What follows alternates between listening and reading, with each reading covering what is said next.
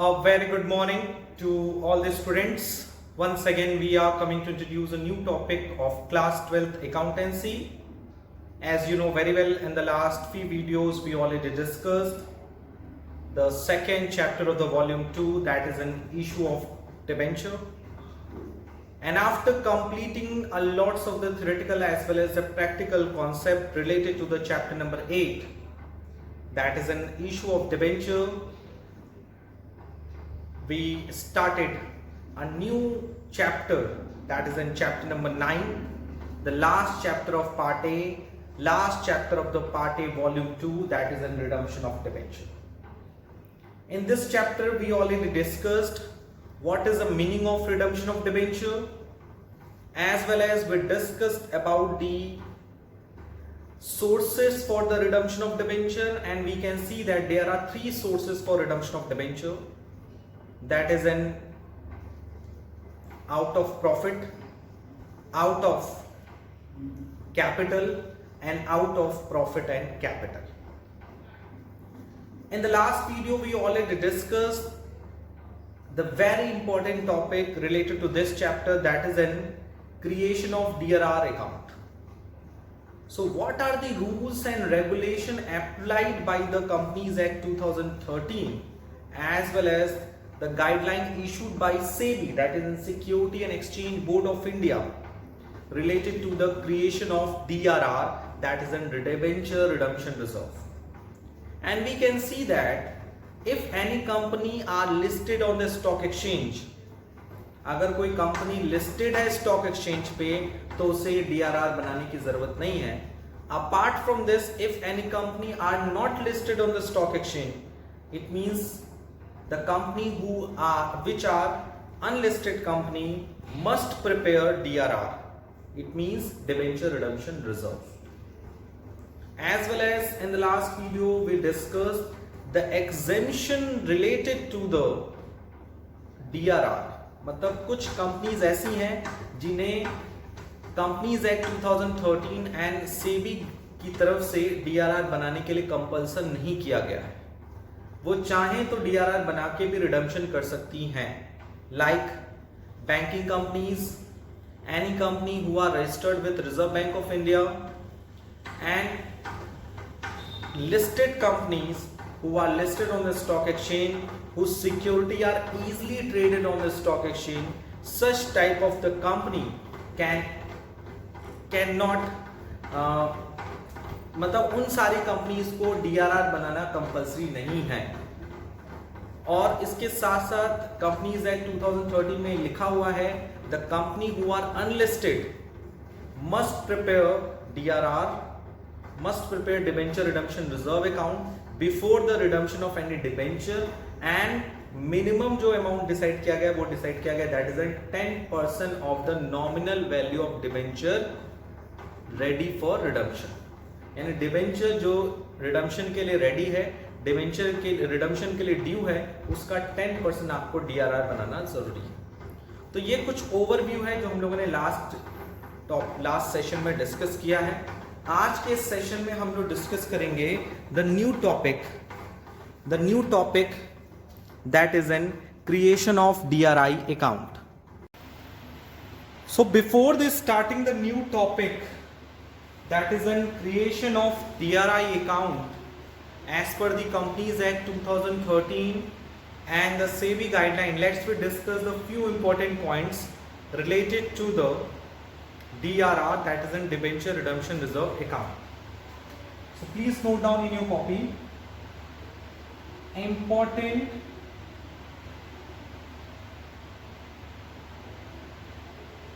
provisions related to debenture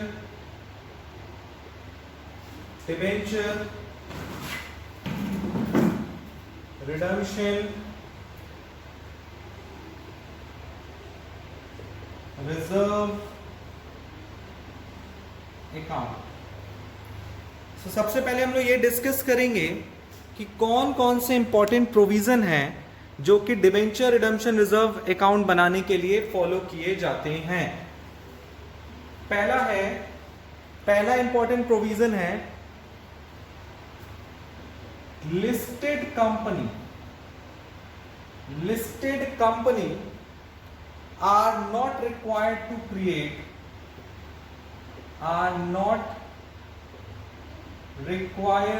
create DRR। मतलब listed company को debenture redemption reserve account बनाना compulsory नहीं होता है। पॉइंट नंबर 2, अनलिस्टेड कंपनी यानी वो कंपनी जो कि स्टॉक एक्सचेंज पे लिस्टेड नहीं है, अनलिस्टेड कंपनी को are required to create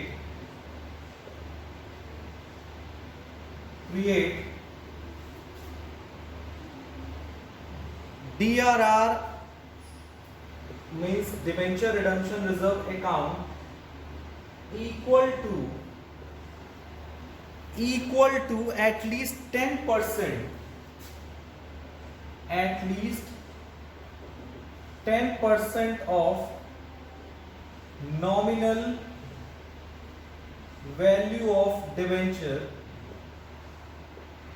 outstanding. मतलब अनलिस्टेड कंपनी वो कंपनी होती है जिन्हें डीआरआर बनाना कंपल्सरी होता है और उसके लिए मिनिमम लिमिट भी रखी गई है, that is an 10% of nominal value of debenture outstanding. मतलब जितना डिबेंचर रिडम्पशन के लिए ड्यू है, कंपनीज ने जितना रिडम्पशन के लिए प्लान किया हुआ है कि हमें इस साल इतना डिबेंचर रिडीम करना है, उसका 10% कंपनी को क्या करना पड़ेगा, डीआरआर क्रिएट करना पड़ेगा। और उसकी जर्नल एंट्री क्या होगी वो भी मैं बता दे रहा हूं।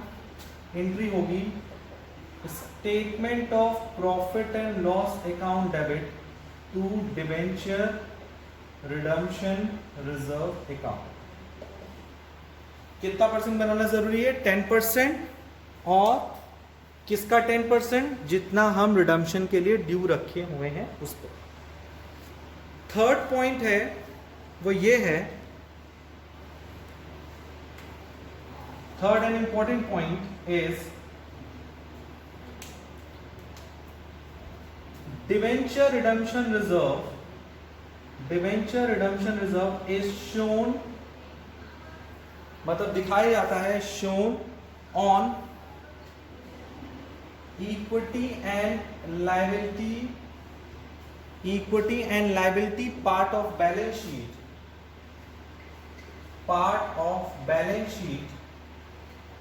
under the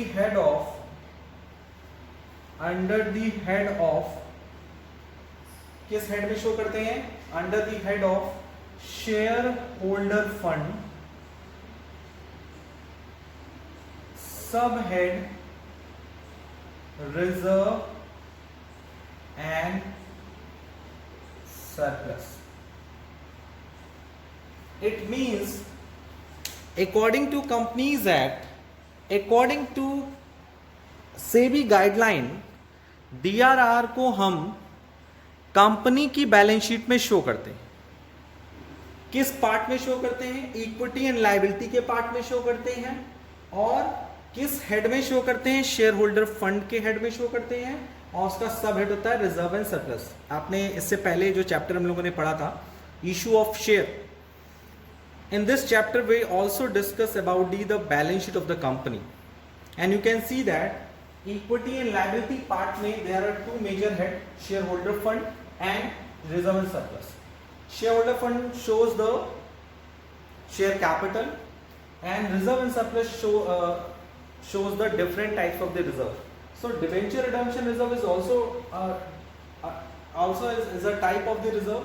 That's why it will be shown in the reserve and surplus subhead. Okay, so ये कुछ important part हैं which are related to the debenture redemption reserve. अभी यहीं पे खत्म नहीं हो रहा है debenture redemption reserve की important points. Fourth point which is very important, that is after redemption of debenture यानी कि डिबेंचर के रिडम्पशन के बाद, debenture redemption proportionate amount of debenture redeemed on the basis of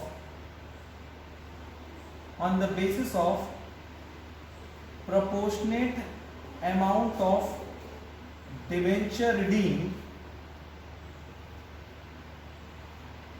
यानी डिबेंचर के redemption के बाद डिबेंचर के रिडम्पशन की प्रोपोर्शनेट अमाउंट के बेसिस पे, on the basis of proportionate amount of debenture redeemed,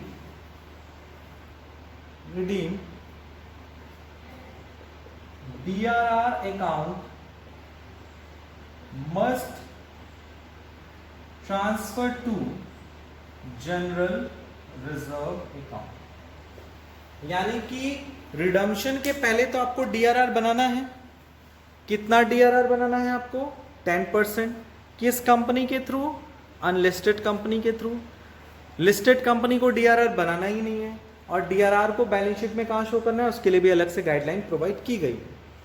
इसके साथ साथ ये भी कहा है कि रिडम्पशन होने के बाद, यानी जब आप डिबेंचर का रिडम्पशन कर देंगे, आफ्टर दैट आपने जितना डिबेंचर रिडीम कर दिया, जैसे अगर 10 लाख आपको टोटल डिबेंचर रिडीम करना था, उसमें से आपने 50% डिबेंचर रिडीम कर दिया है, तो 50% DRR भी, टोटल DRR का 50% आप कहां ट्रांसफर कर दोगे? जनरल रिजर्व में ट्रांसफर. सो इसकी जर्नल एंट्री होगी, the journal entry is debenture redemption reserve account debit to general reserve. ये अपने माइंड में आप रख लीजिए. So these are the 4 very important provision related to the creation of debenture redemption reserve account. इसमें एक part और भी मैं आपको बता दूं, जो डिबेंचर में रिडम्पशन, आपने जो डिबेंचर को रिडीम करने के बाद आपने जो प्रोपोर्शनेट अमाउंट ट्रांसफर की है DRR की जनरल रिजर्व में, उसका तो डेट डिपेंड करेगा रिडम्पशन की डेट पे, लेकिन जो आपने DRR क्रिएट किया है with the help of statement of PL account, ये कब क्रिएट होता है? 31 मार्च. ये क्रिएट होता है 31 मार्च को. तो उसको नोट डाउन कर लीजिए. उसके बाद हम लोग चलते हैं important provisions related to the DRI account. So after discussing the important provision related to the debenture redemption reserve account, let's we move to the next topic, that is an important provision related to the debenture redemption investment account. उसको भी लेकर कुछ important provisions बनाए गए हैं. उन provision को हम लोग ध्यान में रखते हैं before the redemption of debenture.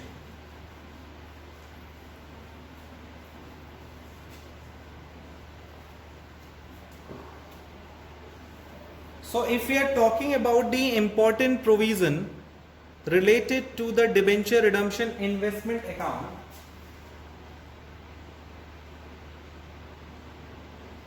that is an DRI account. So कौन कौन से important provisions हैं? पहला पॉइंट ये रखा गया है, the first and very famous point related to the creation of DRI account is that हर तरह की कंपनी को, चाहे वो लिस्टेड हो चाहे वो अनलिस्टेड हो, उसे DRI बनाना जरूरी है. ठीक है? एवरी कंपनी चाहे वो लिस्टेड कंपनी हो as well as unlisted company हो, every company must prepare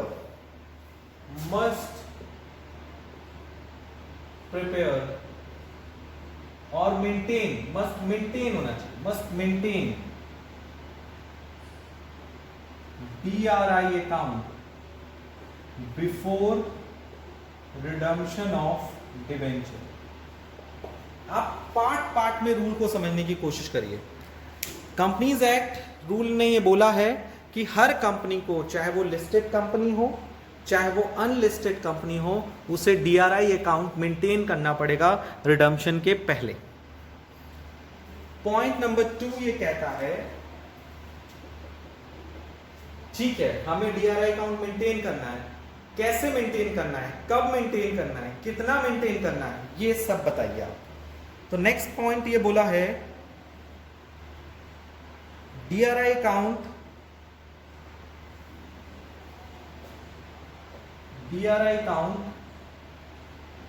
must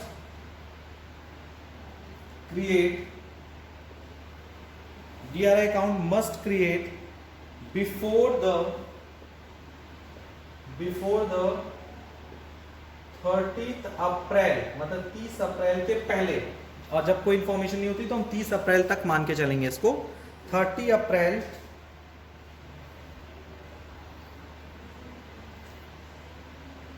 which shall not be less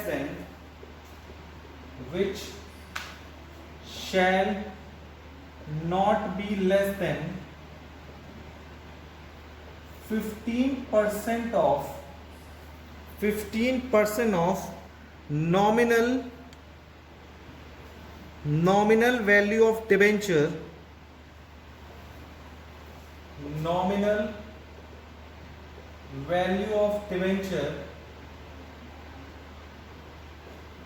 due for redemption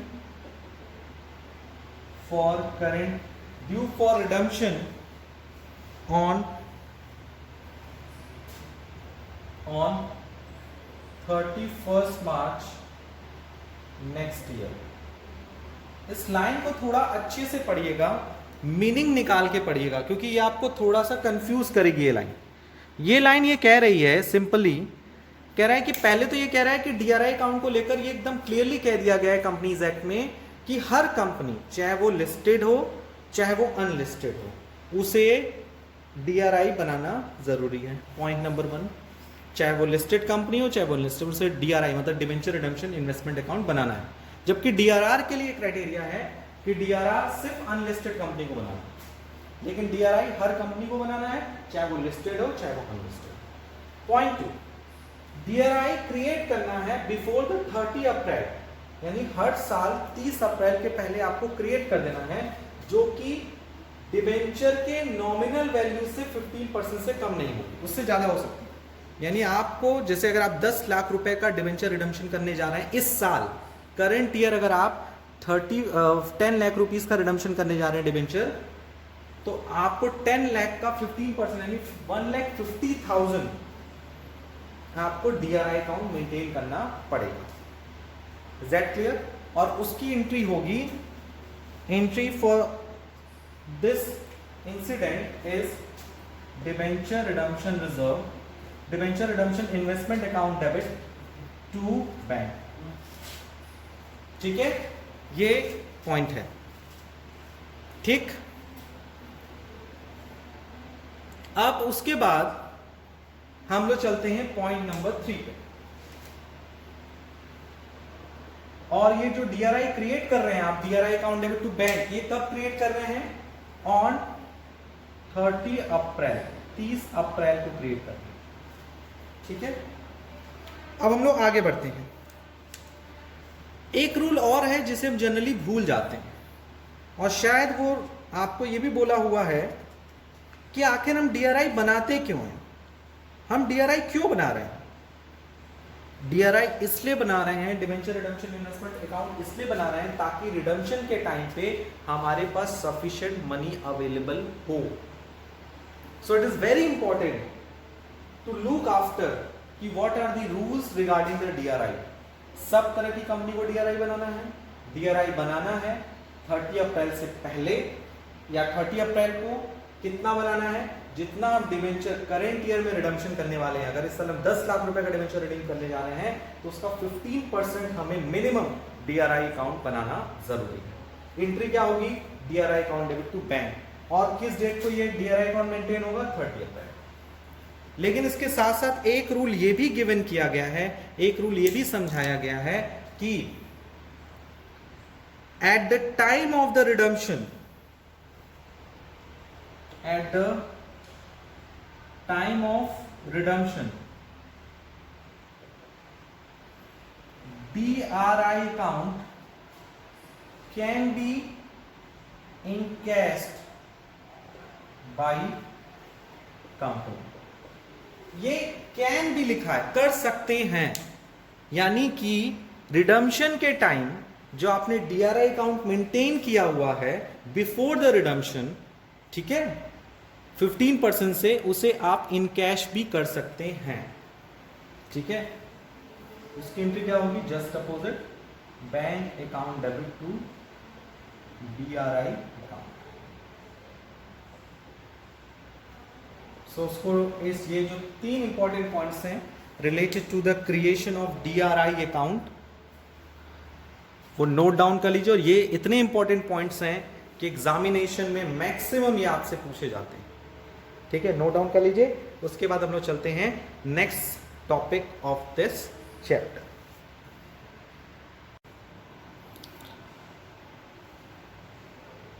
The next point related to this chapter, that is the redemption of debenture. Firstly, you can see that in this chapter we discussed in today's session is important provision related to the debenture redemption reserve account according to the Companies Act, according to the SEBI guideline, as well as we discussed the second and very famous concept related to the redemption of debenture, that is an important provision to debenture redemption investment account as per the company's rule. So after completing the 2 important topic of this chapter, let's we move to the very important topic of this chapter, that is a method of redemption of debenture. यानी debenture को redeem करने के लिए कौन कौन से method होते हैं, आइए हम लोग ये डिस्कस करते हैं। So if we are talking about the methods of redemption of debenture, यानी कितने तरीके से हम किसी भी डिबेंचर को रिडीम कर सकते हैं, कितने मेथड्स हैं। So there are 4 method of redemption of debenture. कितने मेथड्स हैं? 4 मेथड्स हैं। पहले मेथड का नाम है lump sum payment method, lump sum payment method.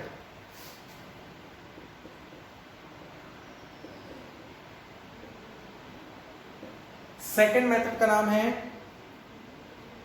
Redemption of debenture in installment, या जिसे हम लोग बोलते हैं ड्रॉ ऑफ लॉट्स मेथड, यानी कि इंस्टॉलमेंट पे हम डिबेंचर को क्या करते हैं? रिडम्पशन करते हैं, instalment method. The third method is known as open market operation method, open market operation method. And fourth will be a conversion method. So कितने मेथड्स हैं जिससे हम डिबेंचर को रिडीम कर सकते हैं? रिडीम मतलब रीपेमेंट ऑफ डिबेंचर, डिबेंचर को उनके डिबेंचर की वैल्यू, डिबेंचर होल्डर्स को उनके डिबेंचर की वैल्यू वापस लौटाना ही रिडम्पशन कहलाता है। तो रिडम्पशन के कितने ऑप्शंस दिए गए हैं? 4। Lump sum payment method, draw of lots method जिसे हम इंस्टॉलमेंट पेमेंट मेथड भी कहते हैं, ओपन मार्केट ऑपरेशन मेथड और conversion method. Lump sum payment method में हम लोग क्या करते हैं? एक साथ रिडम्पशन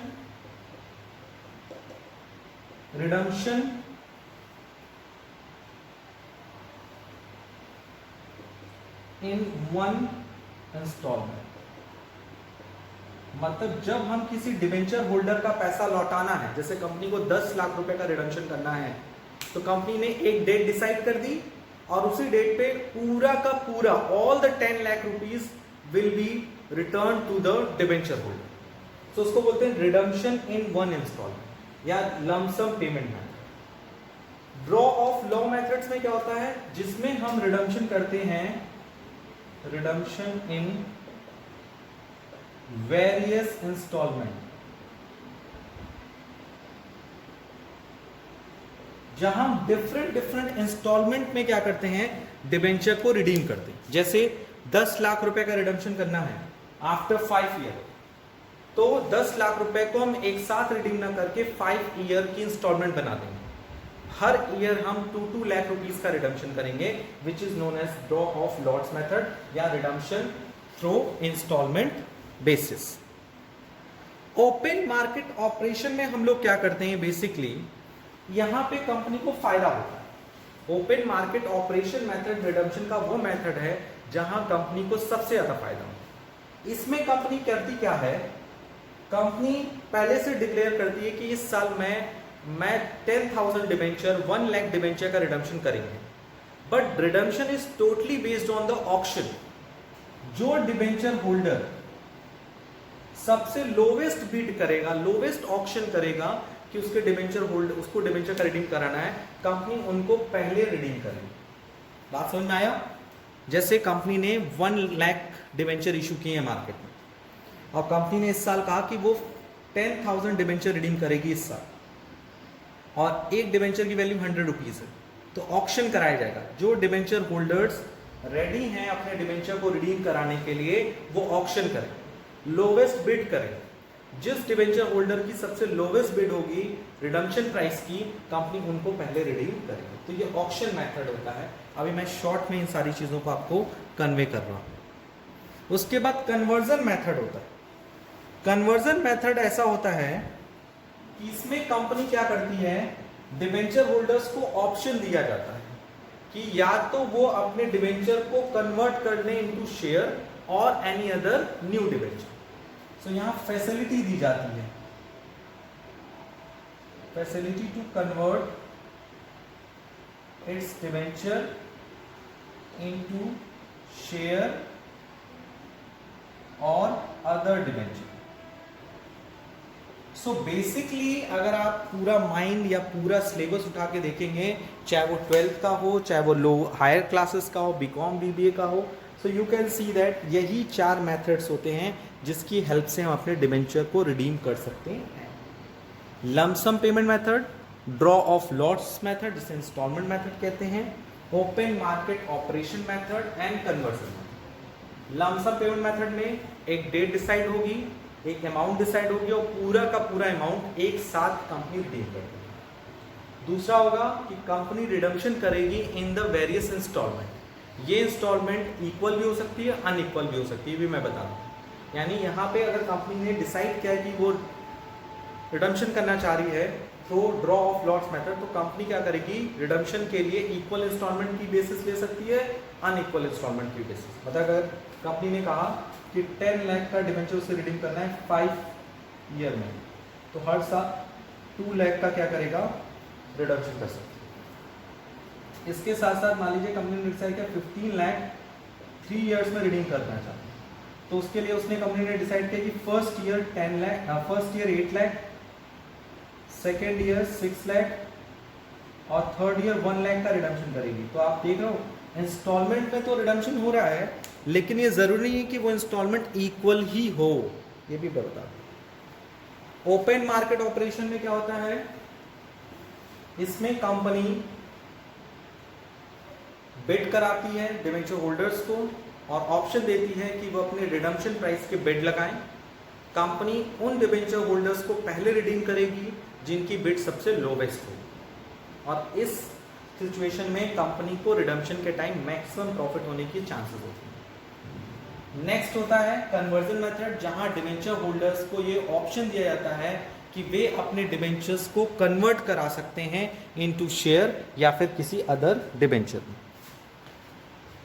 सो इस टॉपिक के एंड में, that is the methods of redemption of debenture, मैं आपको एक इंपॉर्टेंट बात बताना चाहता हूं कि थ्योरेटिकली आपको चारों मेथड्स के बारे में नॉलेज होना चाहिए, but practically according to the CBSE syllabus सिर्फ 2 टॉपिक आपको पढ़ना है।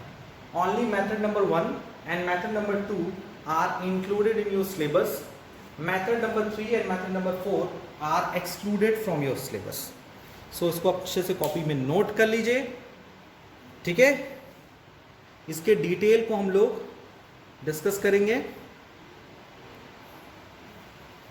So in today's video, you can see that firstly we discussed the important provision related to the debenture redemption reserve account. Thereafter we discussed the important provision related to the debenture redemption investment account, that is in DRI, and all these provisions were issued by Companies Act 2013, SEBI guideline, as well as the Company Rules 2014. As well as we can see that how many methods are available for the redemption of debenture, that is in lump sum payment method, draw of lots methods, open market operation method and conversion method.